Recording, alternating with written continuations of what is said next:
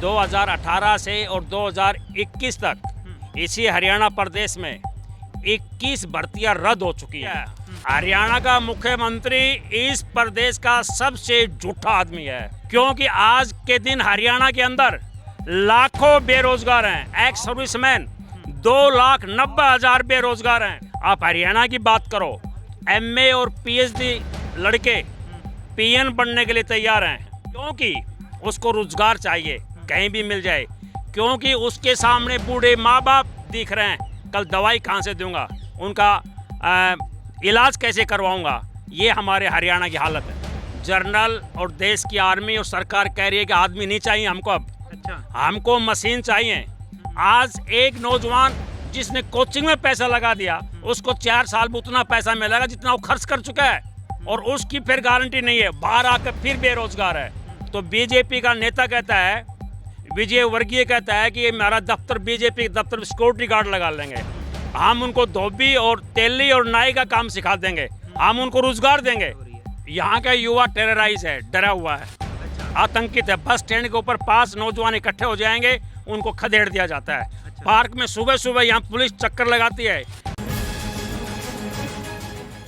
मुद्दा अग्निपथ का है, और जिस तरीके से एक साथ आवाज़ में युवाओं ने इसके साथ मोर्चा खोला, उसके बाद किसान इनके साथ आए, पूर्व सैनिक जो थे वो साथ आए, और अब हरियाणा के रेवाड़ी से एक नई पहल हुई है।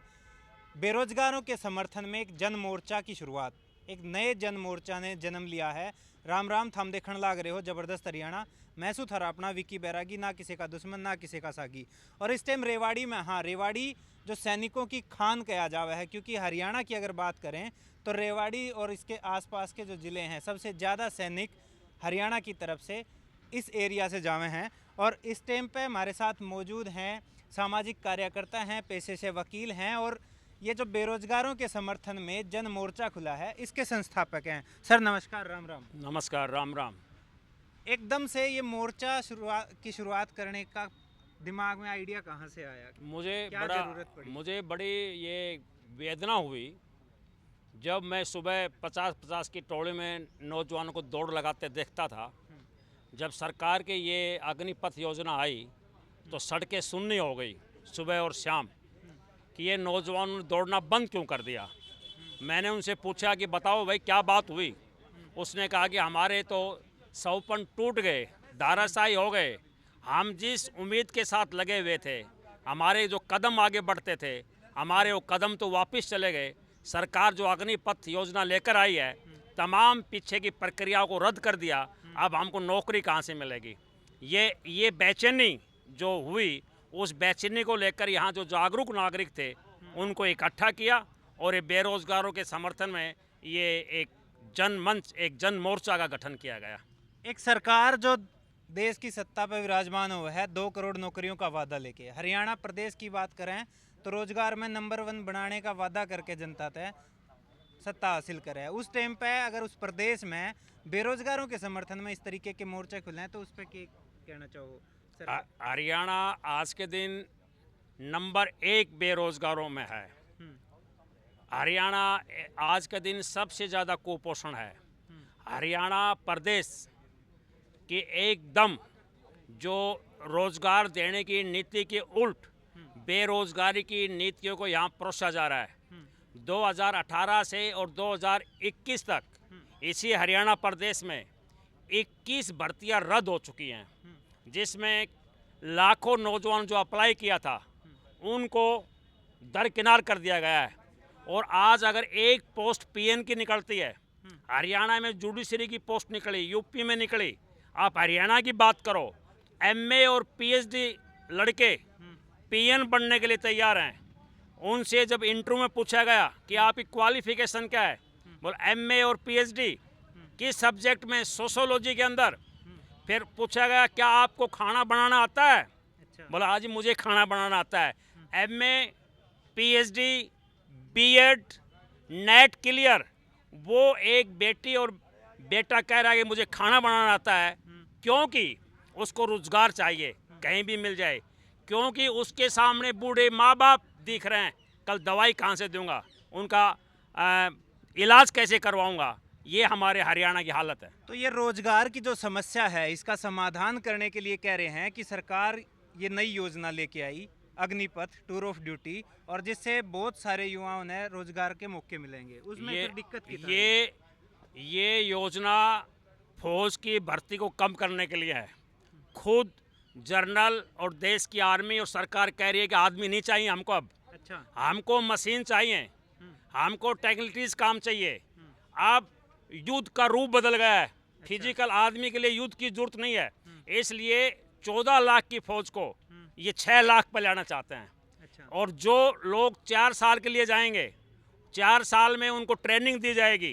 ट्रेनिंग के बाद जो बाहर आएंगे तो बीजेपी का नेता कहता है, विजय वर्गीय कहता है कि हमारा दफ्तर, बीजेपी दफ्तर में सिक्योरिटी गार्ड लगा लेंगे, हम उनको धोबी और तेली और नाई का काम सिखा देंगे, हम उनको रोजगार देंगे। वो ये कह रहे हैं, ये देश के नौजवानों का अपमान है।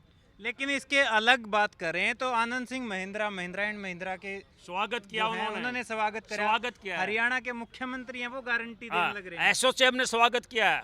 हरियाणा का मुख्यमंत्री इस प्रदेश का सबसे झूठा आदमी है, जिसके पास कभी उसने सच बोला ही नहीं। ये आरएसएस की पहचान है झूठ बोलना, क्योंकि आज के दिन हरियाणा के अंदर लाखों बेरोजगार हैं। एक्स सर्विसमैन 2,90,000 बेरोजगार हैं, उनको काम नहीं मिला है। देश का पढ़े लिखे नौजवान बीएड सरकारी स्कूलों में मास्टर नहीं है, वो बेरोजगार हैं।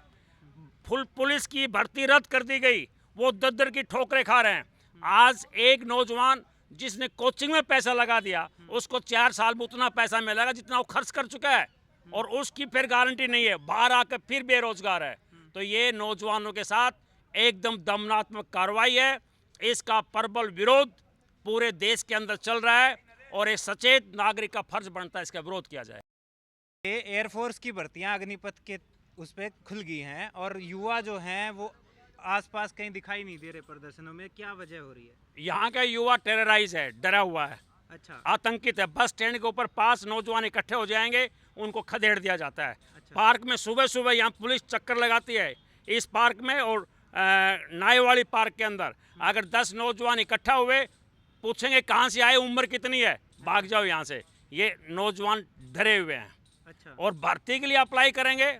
अगर किसी को कहा कि मुझे 1 दिन का काम मिल जाए मेरे पेट को, तो अप्लाई कर देगा।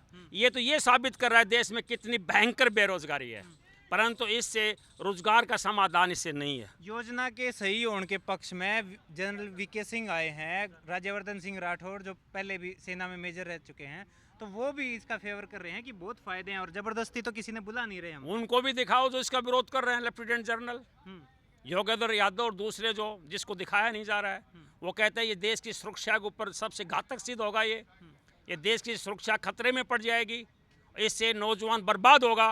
वो कहते हैं कि इनको बंदूक सिखाकर कहाँ भेजोगे आप, उसका भी उनको भी दिखाइए आप। मेजोरिटी लोग इसका विरोध कर रहे हैं आर्मी के अंदर।